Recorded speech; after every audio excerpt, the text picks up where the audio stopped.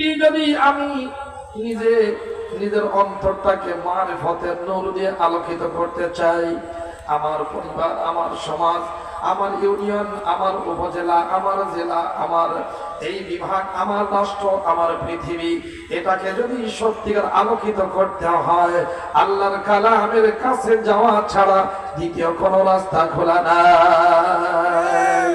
এই জন্য আল্লাহ আমিন কুরআনে কারীমের নাম রেখেছেন আল আন-নূর। কি বলেন না, কোরআনের আরেকটি নাম কি? নূর। সুবহানাল্লাহ। কয় না আল্লাহ তাআলা বলেছেন ফাআমিনু বিল্লাহি ওয়া রাসূলিহি ওয়ান নূরিল্লাযী আনজালনা ওয়াল্লাহু বিমা তা'মালুনা খাবীর।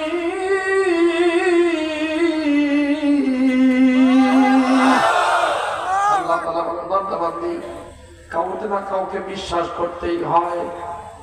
কারে মানবা, কাকে বিশ্বাস করবা? যিনি কোনদিন বিশ্বাস ভঙ্গ করেন না, ওই মাওলা, ওই মালিকের উপরে ঈমান আনয়ন করো। কে বলেছেন?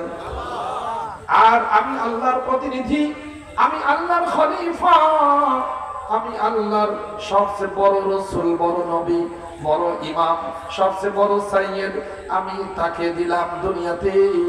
আমার পক্ষ থেকে তিনি আমার প্রতিনিধিত্ব করবে, কিয়ামত পর্যন্ত সকল সৃষ্টিজীবের কল্যাণ নিশ্চিত করবার দাওয়াত দিবে। ওই রাসূলের প্রতি তোমরা সবাই ঈমান আনয়ন করো। নির্দেশটা কার? ওয়ান নূরিল্লাযী আনজালনা, ওই নূরের উপর ঈমান আনো, ওই আলোর উপর ঈমান আনো যেই নূর আমি আমার নবীর উপরে নাজিল করে দিয়েছি। সুবহানাল্লাহ। বলেন তো, যেই নূর আল্লাহ তাআলা তার নবীর উপরে নাজিল করেছেন, ওই নূরের নাম কি? কোরআনে কারীম। কি বলেন?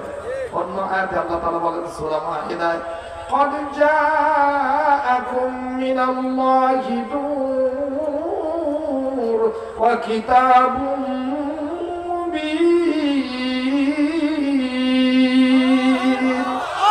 এ বান্দাবান্দি, তোমাদের কাছে আসছে নূর।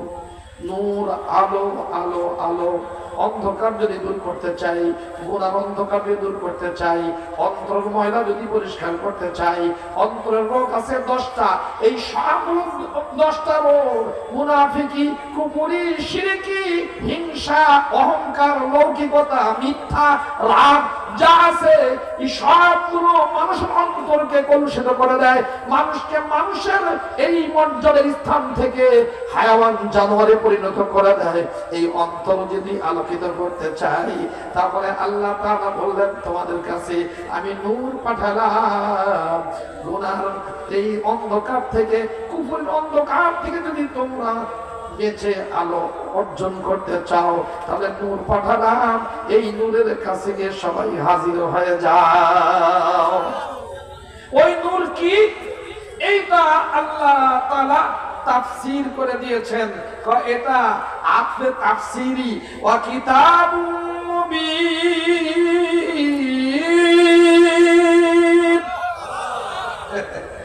এটা হলো কিতাবুম মুবিন, সুস্পষ্ট কিতাব। আমাদের একজন বড় আহলে হাদিসের বড় আলেম, তার সাথে আরেকজন আলেমের সাথে দেখা, ডক্টর শাইখুল হাদিস মুফাসসির কোরআন মনজুর বেঙ্গল বেলুচি। দেখা যে আহলে হাদিস বড় আলেম, আগে ছিলেন হানাফি, বড় হয়েছেন তিনি আহলে হাদিস, এখন মাযহাব মানা শিরক বলে। তো ওনার কাছে গিয়ে বলছেন, হযরত উম্মাহাতুত তাফাসির, তাফসীরের বড় বড় মূল কিতাব কি কি বলেন তো? কি তাফসীরের মূল কিতাব কোনটা? উম্মাহাতুত তাফাসির। তাফসীরের কিতাব আছে শত শত, এর মধ্যে মূল তাফসীরের কিতাব কয়টা? উনি কয় আরবাআতুন। কয়টা? 4টা। কয়টা বলেন না? এখন কয় ঠিক আছে, এখন ওই শায়েখ জবাব দেয়, 4টা। 1 নম্বর তাফসীর ইবনে কাসির, নম্বর 2 হলো তাফসীরে কাবীর, নম্বর 3 হলো এই যে মাহমুদ আল-আসির লেখা রুহুল মানি, আর একটা হলো মাদারিক। কথা কয় না? কয়টা হইছে? কয়টা? তাফসীর ইবনে কাথির, আর একটা হলো তাফসীরে কাবীর, আর একটা হলো রুহুল মাআনি, আর একটা হলো মাদারিক। কয়টা হইছে কোন? শত শত উলামায়ে কেরাম এসেছেন, এই জন্য বলে নি যারা আলেম নন, গায়রা আলেম, তাদেরও ফায়দা হবে। কথা বলেন না? দোস্তরা, এখন ডক্টর মঞ্জুর মেনন তিনি বললেন, হযরত সাহেব আপনার শাইখুন কবির যেই চারটা তাফসীর নাম বলেছেন, সকল তাফসীরের মা, সকল তাফসীরের মূল। দুইটা তাফসীর লেখক, দুইটা তাফসীর লেখক হলো শাফি মাযহাবের অনুসারী, আর দুইটা তাফসীর লেখক হলেন হানাফি মাযহাবের অনুসারী। উনি তো বুঝেন নাই কোন দিক দিয়ে দেবে কোনটা। কথা বলেন না? হযরত একটা কোন তাফসীর ইবনে কাথির, ইমামউদ্দিন ইবনে কাথির উনি হলেন শাফিঈ মাযহাবের অনুসারী। কথা বলেন না? আর একটা হলো ওই তাফসীর কাবীর, এটার লেখক ফখরুল রাজি, উনিও কি শাফিঈ মাযহাবের অনুসারী। আবার মাহমুদ আদসি রুহুল মাআনির মুসান্নিফ লেখক, উনি হানাফি। মাদারিক এই তাফসীরের মুসান্নিফ, উনিও হানাফি। দুইটা শাফিঈ, দুইটা হলো হানাফি। এখন আহলে হাদিস গায়রে মুকাল্লিদের একটা তাফসীরের নাম বলেন। উনি তো আর জানেন না কোন দিক দিয়ে কি ঘটিতেছে, উনি ঠাসটা বলে ফেলছে। এখন আহলে হাদিসের লেখা একটা তাফসীর বলেন, এখন কইতে হারে না। তাহলে আপনি যে বললেন যে এই যে দেখেন এত এত এত এত, এইগুলো বললেন উম্মাহাতুত তাফাসির, চারটা তাফসীর, চারজনই এরা মুকাল্লিদ, এরা মাযহাব মানে। আপনি বলেন মাযহাব মানা শিরক, তাহলে এরা সবাই মুশরিক, মুশরিকদের এটা তাফসীর লেখা। আপনি একজন মুসলমান ইমানদার তাফসীর লেখাটা দেখায় দেন। এখন চুপ, এখন আর কথা নাই। এরপরে বললেন হযরত আচ্ছা 5 লাখের বেশি হাদিস বর্ণনাকারী আছে। কত বলেন না? 5 লাখেরও বেশি হাদিসের রাবী বর্ণনাকারী আছে। একজন বাদ দিয়ে সারা দুনিয়ার সব বর্ণনাকারী মুতাকাল্লিম ফি সমালোচনা করছে, পক্ষে বিপক্ষে দুইটাই আছে। এবং খোদ ইমাম বুখারী সম্পর্কেও পক্ষে বিপক্ষে দুইটাই আছে, আমরা পক্ষেরটাই মানি। কত কথা কথা। একজন বর্ণনাকারী পুরো ইতিহাসের মধ্যে যার কোনো সমালোচনা নাই, যার কোনো জড়া নাই, যার কোনো বদনাম নাই, তার নাম হলো আব্দুল্লাহ ইবনে মুবারক। সুবহানাল্লাহ, আব্দুল্লাহ ইবনে মুবারক। দেখেন তাহলে আব্দুল্লাহ ইবনে মুবারক যার হাদিস, এটাও তিনি হলেন ইমাম বুখারীর উস্তাদের উস্তাদ, তার মানে দাদা হুজুর। ইমাম বুখারীর কি দাদা হুজুর। এই যে ইমাম বুখারীর হাদিস ছাড়া ইমাম বুখারীর কিতাব একটা পৃষ্ঠাও যায় না, সব পৃষ্ঠাই নয় তার বর্ণনা, নয় তার ছাত্রের বর্ণনা, কোনো না কোনো জায়গায় আসেই আসে। কথা ভেদা ভেদা। তাহলে আব্দুল্লাহ মুবারক উনিও ছিলেন মাযহাবপন্থী। উনি আবু হানিফা রাহমাতুল্লাহ আলাইহির কথা অনুযায়ী, তার গবেষণা ইস্তেমবাত অনুযায়ী ফতোয়া প্রদান করতেন। আপনাকে বুঝতেছেন কিছু? আল্লাহ কোন জায়গা কি বলি বুঝেন? যখনই কোন ফতোয়া জিজ্ঞাসা করবার জন্য তার কাছে আসতো, এ বিষয়ে আবু হানিফা রাহমাতুল্লাহ আলাইহি যেই কথা বলেছেন, যেই গবেষণা পেশ করেছেন, উনি বলেছেন যেটা আমিও বলি সেটা। চল বুঝেন কিছু? আচ্ছা, তো এখন বলতেছিলাম কোরআনে কারীম এটা নূর, কি বলেন না? قد جاءكم من الله نور وكتاب مبين। নূর আসে, নূর। এই নূরের কাছে যে আসে কোরআন তেলাওয়াতের মাধ্যমে, এই মহব্বত নিয়ে যে যারা এই নূরের কাছে আসে, ওদের অন্তর তখন মুনাওয়ার হয়ে যায়, আলোকিত হয়ে যায়। যদি মুসলমান হয় তার ঈমান আমলের তারাক্কুর উন্নতি হয়, অমুসলমান যদি হয় ভিতর থেকে কুফর শিরকের ময়লা দূর হয়ে ঈমানের আলো নসিব হয়ে যায়। বুঝেন?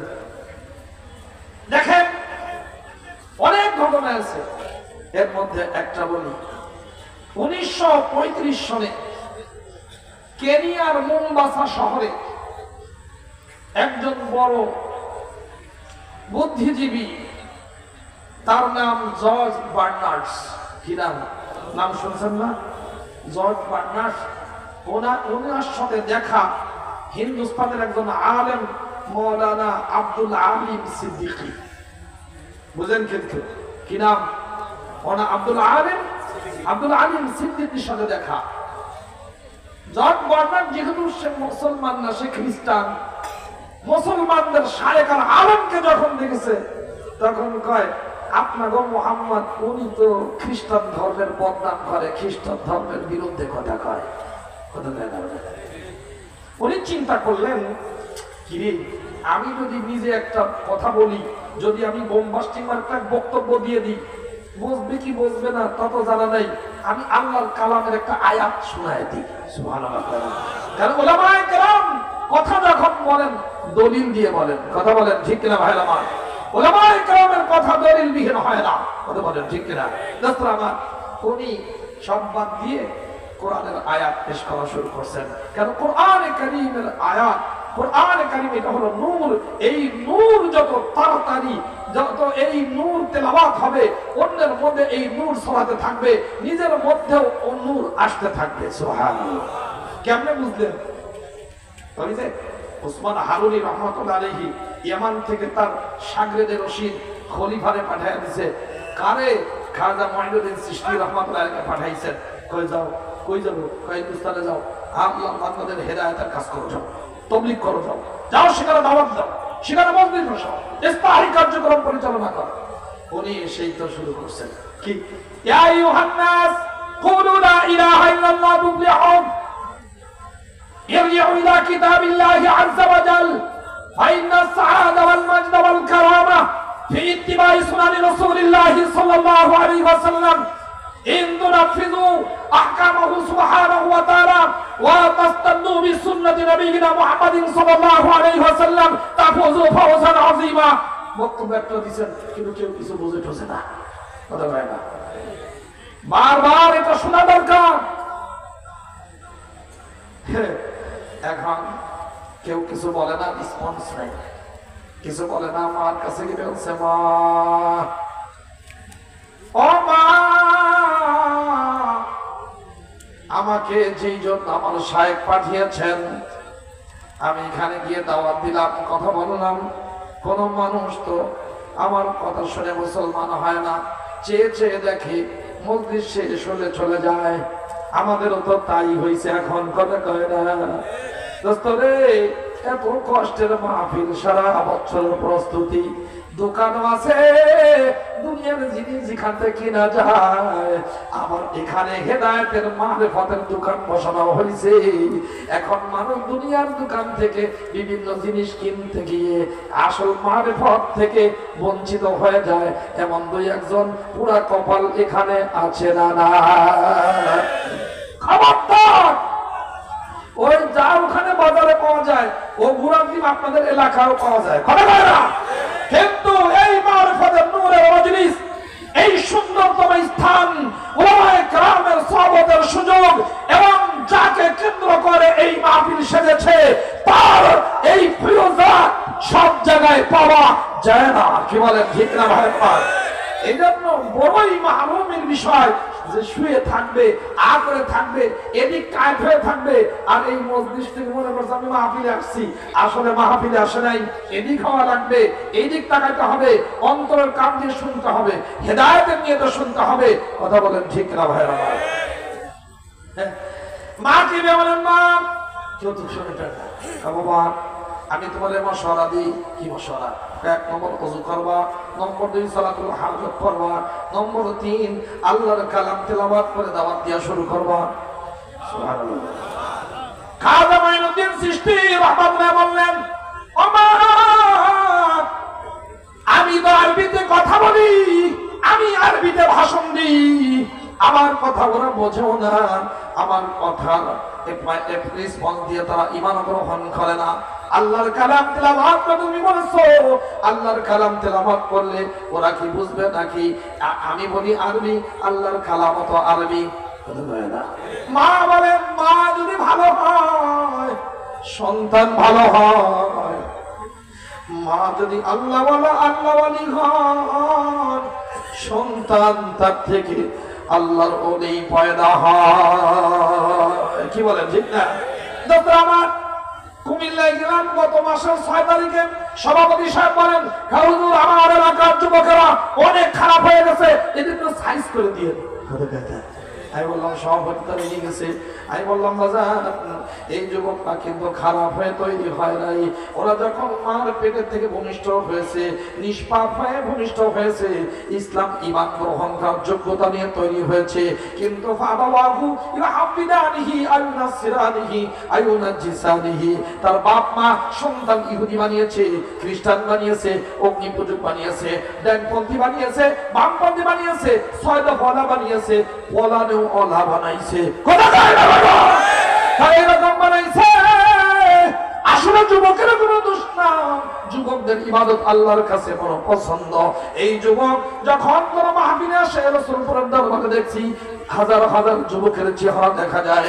এই যুবকরা সব অন্যায়, সব অপরাধ, সব গুনাহের সব কিছুকে পায়ের তলে ফেলে যখন ইস্তাহি মাহফিলে ইস্তেমায় হাজির হয়েছে, আল্লাহ তাআলা ফেরেশতা দিকে সাক্ষী রেখে বলেন, এ ফেরেশতার দল, দেখো আমার যুবক বান্দা গুনাহ করার পূর্ণ সুযোগ থাকা সত্ত্বেও ত্যাগ করে আসছে ইস্তাহি মজলিসে, এখানে এসে বয়ান শুনে সিজদা দেয়। সাক্ষী থাকো আমি আমার যুবক বান্দাদের জিন্দেগির গুনাহগুলো মাফ করে দিয়ে আমি তাদের আপন করে দিলাম। আই বললাম ভাই, যেই বাপ হারাম কামাই করে, 2 নম্বরই করে, সুদের টাকা খায়, সুদি ব্যাংকে চাকরি করে, নিজের বোনকে বঞ্চিত করে হারাম কামাই করে, ফুফুকে দেয় না সম্পত্তি, নিজের মেয়েকে বঞ্চিত করে সব ছেলেদের নামে লিখে দিয়েছে, এমন হারামখোর এই ব্যক্তির থেকে যেই রক্ত হয়, এই সম্পদ খেয়ে যেই মার দুধ হয়, এই দুধ যেই সন্তানের পেটে যায়, আর ওই হারাম রক্ত যেই সন্তানের পেটে যায়, ওই সন্তান কখনো সত্যিকার নেশারি হয় না, অত বিশ্ববিখ্যাত বেহায়া হয়। কি বলেন ঠিক না? যদি মেয়ে হয় তাহলে সেখানে রাজা বসিয়া হয় না, তাসলিমা নাসরিনের মতো 2 নম্বরই হয়। তাসলিমা নাসরিন তার বইতে লিখেছে, কি লিখছে, 2 কথা কোট করার মতো।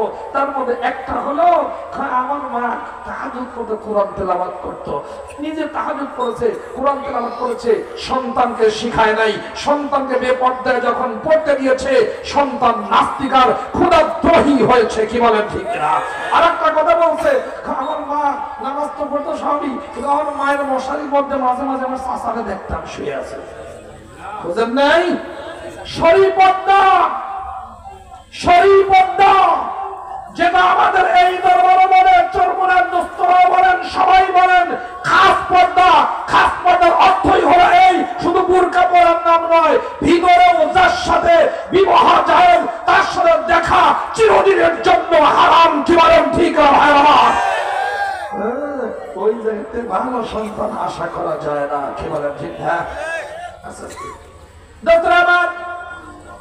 মা বললেন বাজান তোমার কালাম, তোমার কথা আরবি, আমার মালিকের মাওলার কালাম আরবি, কিন্তু মালিকের কালামের মধ্যে ওই নূর আছে, আকর্ষণ আছে, যেই আকর্ষণ তোমার কথার মধ্যে নাই। বাস সুন্দর করে আসছেন, নামাজ পড়ে, সালাতুল হাজাত পড়ে, উম্মতের জন্য দোয়া করে, যখন তেলাওয়াত শুরু করেছেন, তেলাওয়াত করছেন, তেলাওয়াত চলছে, মানুষ সব কাঁদতেছে, শুনতেছে, ভিড় জমে গেছে, মৌমাছির মতো আসতেছে, চুপচাপ শুনতেছে। মজলিস যখন খতম হয়, সবাই এরা দৌড়ায় গিয়ে পুকুরের ধারে যায়, সবগুলো ধুতিগুলো খোলে। আল্লামা সাইয়্যিদ আসআদ মাদানী রাহমাতুল্লাহ ফিদায়ে মিল্লাত আমার শায়খ ও মুর্শিদ ছিলেন, তিনি বলছেন এক সময় 40, 50, 80 মন পর্যন্ত ধুতি হয়ে গেছে। এরা সবাই গোসল করে আসে আর কালিমা পড়ে তবে তবে মুসলমান হয়ে যায়। একদিনেই 70,000 অমুসলমান কালিমা পড়ে মুসলমান হয়ে গেছে, এবং 70,000 যারা খারাপ মানুষ, ডাকাতি চুরি করত, ওরা তওবা করে বায়াত করে খাঁটি আল্লাহওয়ালা হয়ে গেছে।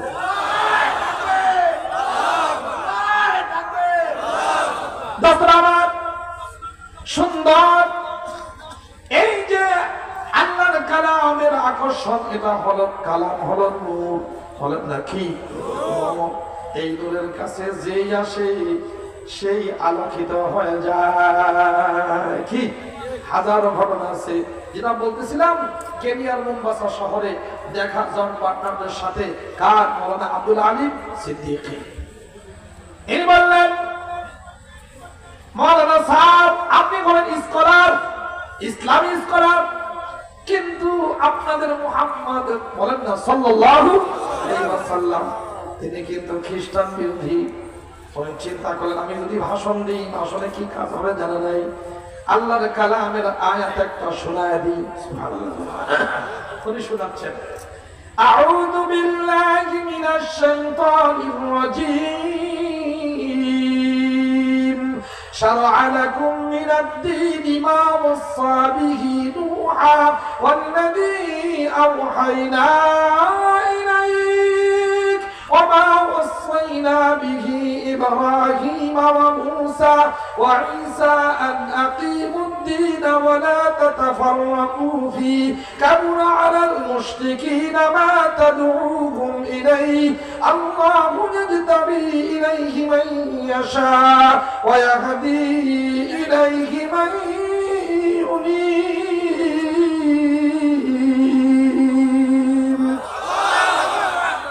আয়াত তেলাওয়াত করছেন, তর্জমাটাও বোঝা দরকার। ঠিক আছে, বিলাল চাচা, বিলাল চাচা এটা বুঝুন তো, আগে বলছি না সব কালো মানুষ, সব হযরত বিলালের কালার। কি বলেন ঠিক না? শুধু হযরত বিলালের মতো কালার পাইছে, মোহাম্মদ আসলেই ইনশাআল্লাহ দিল নুরানি হয়ে যাবে, মারিফতের নূর এসে যাবে। কি বলেন ঠিক না? ইনশাআল্লাহ। আমরা ফর্সা হয় কি দোষ করছি না, আপনারা যারা ফর্সা দলা আছেন আপনারা সবাই অমরি কালার। কি কালার বলেন না? অমরি কালার। অমরি কালার পেয়েছেন, রং পেয়েছেন, অমরের মতো সাহস থাকতে হবে। কোন বাতিলের সামনে, জালেমের সামনে, জুলুমের সামনে মাথা নত করা যাবে না। কি বলেন ঠিক আছে? এই জন্য বিলালি কালার, অমরি কালার দুইটা সমন্বয়ে ইসলাম জিন্দা হবে ইনশাআল্লাহ। দোস্তরা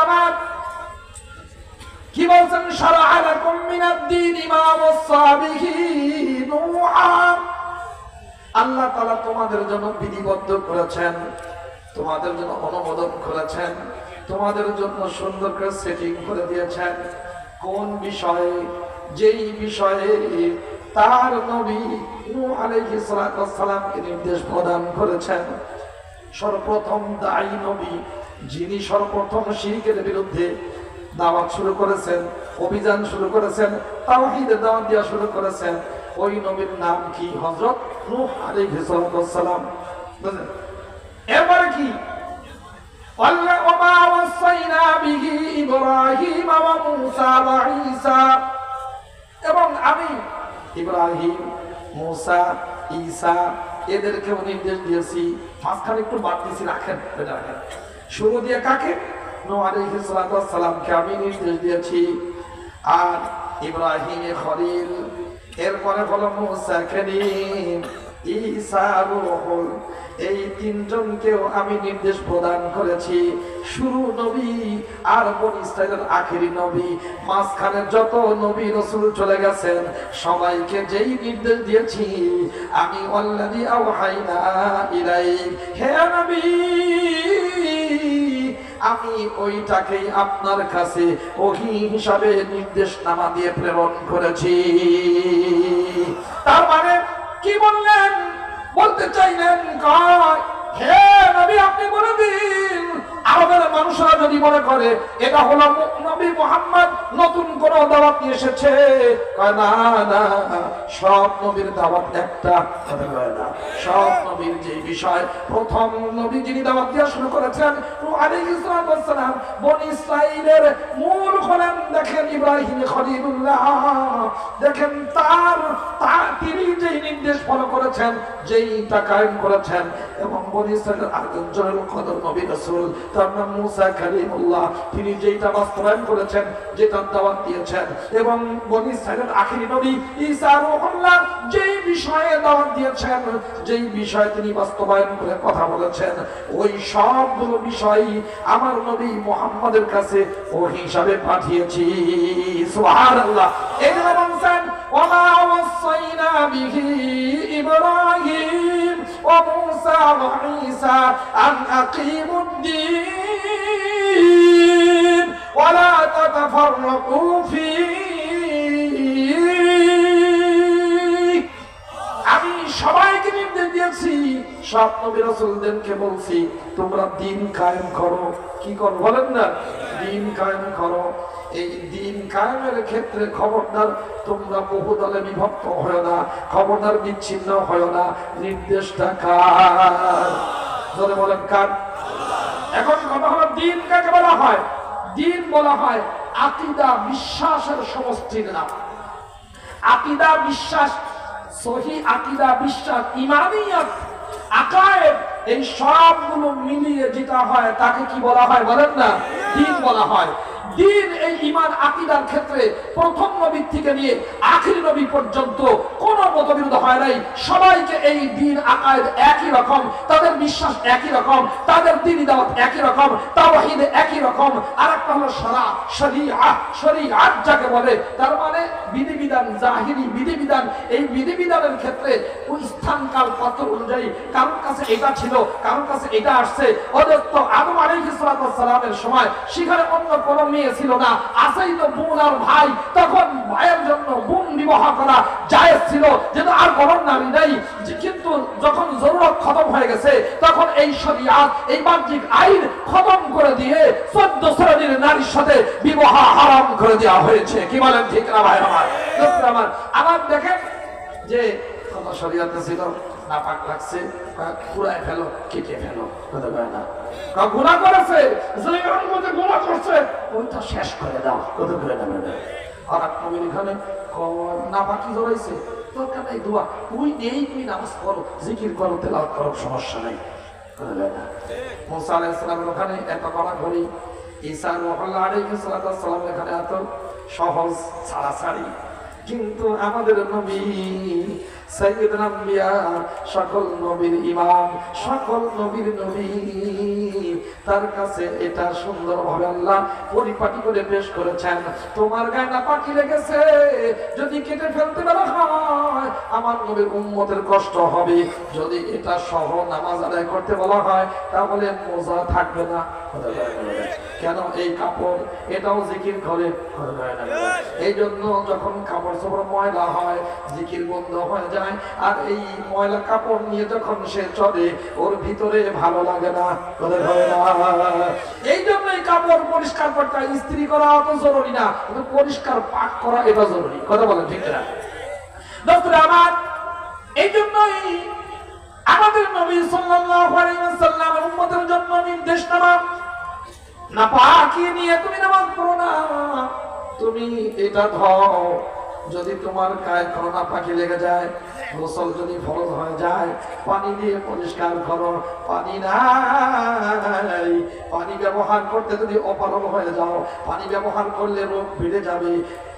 নেককার ডাক্তার বলেছেন, অভিজ্ঞতা সহ ডাক্তার বলেছেন, অথবা তুমি মারা যাওয়ার সম্ভাবনা আছে, তাহলে তোমার পানি ব্যবহার করার দরকার নাই।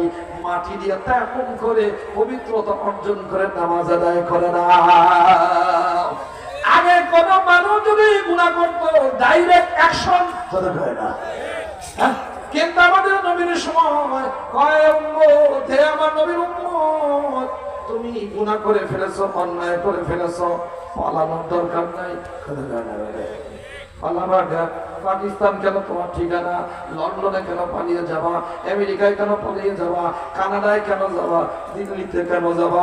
অন্যায় যদি করে থাকো তাহলে টাকা চুরি করলে এটা জাতিকে ফেরত দিয়ে দাও, ফেরত দিয়ে দাও। খুন করলে তার দিয়াত রক্তপণ দিয়ে দাও, তার আত্মীয় স্বজনের কাছে ক্ষমা চেয়ে দাও, ক্ষমা চাও, তুমি ফেরত দাও। আল্লাহর হক নষ্ট করেছো, আল্লাহর কাছে ক্ষমা চাও। বান্দার হক নষ্ট করেছো, তাহলে এটা ফেরত দাও। ফেরত যদি না দিতে পারো, তাদের কাছ থেকে মাপ চাও। এরপরে তোমার অনেক গুনাহ হয়ে গেছে, এই গুনাহ মাপের জন্য আমার কাছে বলো, ইয়া রাব্বি গফিরলি, এ রব আমাকে তুমি ক্ষমা করে দাও। ট্রিলিয়ন ট্রিলিয়ন গুনাহ করেছো, তুমি আমার কাছে যখন বলবা হে আল্লাহ আমারে মাফ করে দাও, আমি আল্লাহ তোমার জিন্দেগীর সবগুলো গুনাহ ক্ষমা করে দিব। যতগুলো গুনাহ ক্ষমা করব অতগুলো নেকি তোমার আমলনামায় আমি আল্লাহ বদল হিসাবে লিখে দিব। তাহলে বলা লাগে না কেন বলাতে হয়? কেন যাবা? কেন এদিকে যাবা? যাবা কোথায়? কোথায় যাবা? যেখানেই যাও আল্লাহর রাজত্বের বাইরে যাওয়া কখনো সম্ভব হতে পারে না। যখন এটা বলছেন তাহলে আকিমুদ্দিন আমলের ক্ষেত্রে পার্থক্য হতে পারে। হাত আপনি নাভির নিচে না উপরে, দুইটাই আছে। আমরা একটা সুন্নত মানি, তা হলো নাভির নিচে, এটা সহি সুন্নত, সমস্যা নাই। উপরে যদি বাঁধে না জায়েজ নাই। আমি আস্তে আর জোরে দুইটাই এটা বলা যেতে পারে, সহি হাদিসে আছে। তবে আস্তে আমিরের এইটা হলো বেশি সহি। কথা কয় না বেড়ে? মদিনার ইমাম কয়েকদিন আগে তিনি সালাম ফিরানোর পর সব মুসল্লিদেরকে লক্ষ্য করে বলেছেন, এই মিয়া তোমরা চিল্লাও কেন? কথা কয় না? অনেকে আছে না একাই পুরো মসজিদ গরম করে ফেলে, আছে কিনা? মদিনা মসজিদের ইমাম শায়েখ হুসাইন আলে শায়েখ, নাম বলে দিলাম, শায়েখ হুসাইন আলে শায়েখ, বর্তমান সোনার মদিনায় আল্লাহর নবীর কবর মুবারককে পিছনে রেখে অজস্র যিনি ইমামতি করেন, অপর সাইডে রেখে যিনি ইমামতি করেন, ওই ইমাম বলেছেন, এই মিয়া আমিন বলতে হয়, কোনো সমস্যা নাই, কিন্তু চিল্লাও কেন? এটা হলো এই চিল্লায়ে আমিন বলা সরাসরি সুন্নতের খেলাফ। তিনি বলেছেন আরো কথা, দেখো এটা হলো দোয়া, আর ওই দোয়াই সবচেয়ে বেস্ট দোয়া, উত্তম দোয়া, যে আস্তে করা হয়। বুঝেন নাই? মদিনার ইমাম বলছে ইমাম আস্তে করবেন না, জায়েজ না, কিন্তু চিল্লানো এটার অনুমতি নাই। কথা কয় না? কতটুকু জোরে বলবে যে সামনের কাতারে যদি বলে পিছনের কাতার ওরা কোন রকম শুনবে। কথা কয় না? এটা হলো সুন্নত যদি কেউ এটা বলে। কিন্তু একা পুরো মসজিদ কি করবে?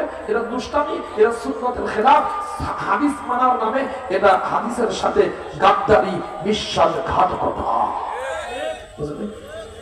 যাই হোক, বলতেছিলাম ভাই আমলের মধ্যে কিছু না কিছু পার্থক্য হয়ে যায়, কিন্তু দ্বীন, আকীদা, বিশ্বাস এই ক্ষেত্রে চুল পরিমাণও একে অপর থেকে বিচ্ছিন্ন হওয়া যাবে না।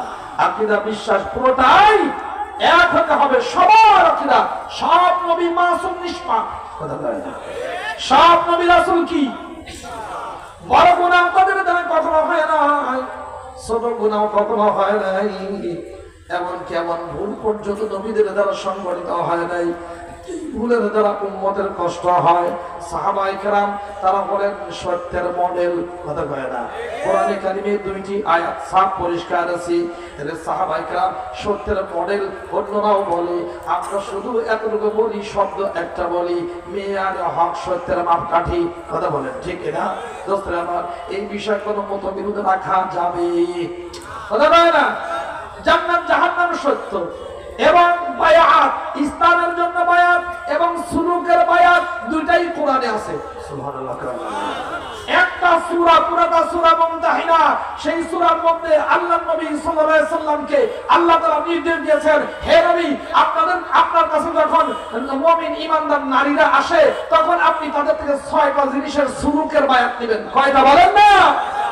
এই আয়াত নাযিল হওয়ার অনেক আগেই আল্লাহ নবী সাল্লাল্লাহু আলাইহি সাল্লাম মিনার ময়দানে বায়াতে আকাবায়ে সানিয়াতে সাহাবায়ে কেরাম থেকে এই সুলুকের বায়াত নিয়েছেন। সেখানে এই 6 কথা হুবহু আছে। যদি কখনো সময় হয় পরে বলবো ইনশাআল্লাহ। তাহলে কোরআনে কারিমটা নূর, বুঝছেন তো? এই নূর, তার মানে এই আয়াত যখন পেশ করেছে, এখন জবান বলি, সাহেব আপনি একটা ভালো ইনফরমেশন দিয়েছেন, ভালো একটা জিনিস আমার কাছে স্পষ্ট করেছেন, আল্লাহর কালাম দিয়ে আপনি আমাকে জবাব দিয়েছেন। ঠিক আছে, আমি চেষ্টা করব এই কোরআন পড়ার জন্য। সুবহানাল্লাহ। উনি গিয়েছেন কায়রো, কোরআনে কারীম তিনি পড়েছেন। শুধু তাই নয়, আল্লাহর নবীর সিরাত পুরা জীবনী পড়েছেন। পড়ার পরে মুসলিম দেশে আসে, কয় কি রে নবীর জীবনের সাথে মুসলমানের জীবনের মিল নাই। আল্লাহর কালামে যেই নির্দেশটা দিয়েছেন মুসলমানের জীবনের সাথে মিল নাই, এটা কেমন কথা? দেখেন আল্লাহ তাআলা যা বলছেন আমাদের জীবনের সাথে আল্লাহর কালামের দূরত্ব পয়দা হয়ে গেছে, মিল নাই। আল্লাহ নবীর সিরাতের সাথে আমাদের জীবনের কোনো মিল নাই, কথা কয় না। মুসলমান চেহারা দেখলে মুসলমান বোঝা যায় না, মুসলমানের ব্যবসা প্রতিষ্ঠানে ঢুকলে মুসলমানের ব্যবসা প্রতিষ্ঠান মনে হয় না, মুসলমানের স্ত্রীর দিকে তাকালে এরা মুসলমানের নারী মনে হয় না, কথা বলেন ঠিক কিনা? আমার দোস্ত মাওলানা মামুনুল হক সাহেব তিনি যখন এক জায়গায় টকশ করছেন, উনি বলছেন আমি প্র্যাকটিসিং মুসলমান, তার মানে আমি ইসলাম গ্রহণ করেছি, ঈমান গ্রহণ করেছি, আমি হাদিস পড়েছি, হাদিস আমি পড়াই, মাথা থেকে পা পর্যন্ত ইসলামী লিবাসে সুসজ্জিত, এটাকে প্র্যাকটিসিং মুসলমান বলা হয়। কথা বলেন।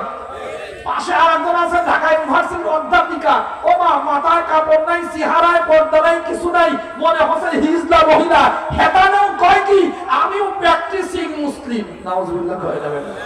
তার মানে কি ব্রিটিশের গোলামি করতে করতে মুসলমানদের ঈমান আমলের এই বিষয়ে খবর না থাকতে থাকতে এমন হয়ে গেছে যে কোনটা প্র্যাকটিসিং মুসলমান বলে, কোনটাকে দুই নম্বরই দাবি বলে, এইটার পার্থক্য পর্যন্ত ভুলে গিয়েছে। কি বলেন ঠিক না ভাইরা? জার্মান নাস্তিক বলেন কিরা ভাই কি হয়ে গেল? আল্লাহর কালামের সাথে মুসলমানের জীবনের মিল নাই। অনেকেরই আছে আল্লাহর নবীর জীবনের সাথে সিরাতের সাথে মুসলমানের মিল নাই, কিন্তু তারপরেও তিনি ঘোষণা করতে বাধ্য হয়েছেন মুসলমান যা করছে করছে, এটা তার নিজস্ব ব্যাপার, কিন্তু পৃথিবীতে শক্তি যদি শান্তি আনতে হয়, উন্নতি যদি করতে হয়, কল্যাণ যদি প্রতিষ্ঠা করতে হয়, সন্ত্রাস আর মারামারি হানাহানি যদি বন্ধ করতে হয়, আল্লাহর কালামের বিধান আর মুহাম্মদুর রাসূলুল্লাহকে ইমাম যদি মানা হয়, তাহলে পুরো পৃথিবীর সব মানুষ শান্তির ক্ষেত্রে ঐক্যবদ্ধ হয়ে যাবে, অন্যথায় কোনোদিনও পৃথিবীবাসী শান্তি পেতে পারে না। তার মানে একজন অমুসলিম বুদ্ধিজীবী তিনিও স্বীকার করলেন, দুঃখজনক কথা, আমরা মুসলমান, আমাদের নবীজির জীবনের সাথে আমাদের জীবনের মিল নাই, চেহারার সাথে মিল নাই, আমাদের রাষ্ট্র ব্যবস্থা আমাদের নবীর রেখে দেওয়া খেলাফতের সাথে মিল নাই। মুসলমান এখনকার ডান আর মানব রচিত আইনের দুর্গন্ধ বাস্তবায়নের জন্য চেষ্টা করে, হুজুরদের কাছে দোয়া চায়, কথা কয় না। অথচ আমার আমি আপনাদেরকে সাবধান করে দিই, যদি কোনো ব্যক্তি এদের জন্য দোয়া করে তাহলে তার ঈমান চলে যাওয়ার সম্ভাবনা আছে, কথা কয় না। কেন? আল্লাহর জমিন, জমিনটা আল্লাহর, এখানে হুকুমত চলবে, কথা কয় না। আলালাহুল খালকু ওয়াল আমর তাবারাকাল্লাহু রাব্বুল আলামিন। সৃষ্টি যার, বিধান চলবে তার। এখন আমি যারা এর বিরুদ্ধে হুজুর আমার জন্য দোয়া করেন, 500 টাকা দিছে আর কাইলিয়ে পান ফুল খায়া সব করে দোয়া করে দিল, তার মানে মানব রচিত আইনের এটা সমর্থনে উনি দোয়া করে দিলেন। উনিও চাইলেন না মুসলমান হয়ে, ইমানদার হয়ে, জাকের হয়ে, সালেক হয়ে, জিকির করেওয়ালা হয়ে, নামাজি হয়ে আল্লাহর জমিনে মানব রচিত আইন প্রতিষ্ঠা হোক, এর সমর্থন করতে পারে না, দোয়া করতে পারে না, তাও দোয়া হবে মানে তোমার জমিনে তোমারটাই বাস্তবায়ন করে দাও। ব্রিটিশকে দেখেছি, তাদের শাসন দেখেছি, শান্তি আসে নাই। পাকিস্তানটা দেখেছি, শান্তি আসে নাই। আরো বহু চান্দুর বাপ গেছে, লেডিস ফিরাউনেরটা দেখেছি, শান্তি আসে নাই। এখন আমরা আমার মালিকেরটা, আমার নবীরটা দেখতে চাই, কিভাবে ঠিক না হয়।